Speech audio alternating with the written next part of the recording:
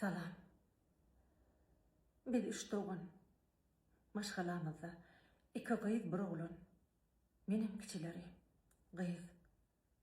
Men götün durmuşum ezilmez bir drama. Bididigim bilsim gıdışkar değil. Yöne bizim durmuşumuz on gıdığı ecem. Men dünyadaki en goğu çağı değil.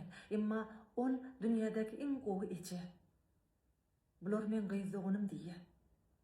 Ol uluyumuz. Ondan son oğlanı oğlanım. 12 yıl mundan ozal ecemcan rak keselledi. Ecem şu kesellen görüştü. Derman edil tapıp bolmadı. Yönen dert beren dermanından beriyanlarda ecemin yağdayı önküsünden qoğulaştı biraz.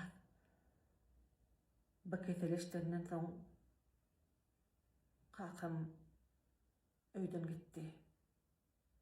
Oňşol gidişi. Ecem işe başladı. Gara bizim durmuşumuz düýbünden ütködi. Yöne durmuş inni ince bir tapak yağlı. Gülkü hem göz yaşları gedekleştirip duranlar. Näme diýeceğimi bilemok. 2 yıl mundan ozal ejemin saglyk ýagdaýy ýene-de ütködi birden. Lukmany görkezdik. Saglyk ýagdaýy agyrlaşdy. Olaram Aşgabatda ugrutdy, onkologiýa bolnitsa. Geldik, ähli barlygdan geçirdik. Barlygynyň jogaby çykdy. Lukman gyýyzdy oňmy öz otagyna çagyrdy. Eline bir kağıt berdi-de ejemde elbet kesel döre bir. Ejem 6 ay ömür var diýdi. Gyýyzdy oňum şeýle bir elbet boldy. Geldiğine ağlayadı. Bir de bildirmeyecek bolýady. Yönü durmuş doğa medya. Öýe geldik.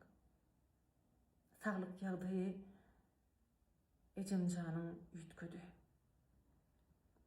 Bir gün ejeme bu zatlar bildirmejek bolup akşam gülüşüp degişip ýatdyk. Ertir irden turduk. Ejem bize sowal berdi. Men kim? Nerede? Siz kim? Şeýdip biz ýene ejemi Lukmana görkezdik. Ejemjan akylyny ýitirdi. Ýagny ol düýbünden huşyny ýitirdi.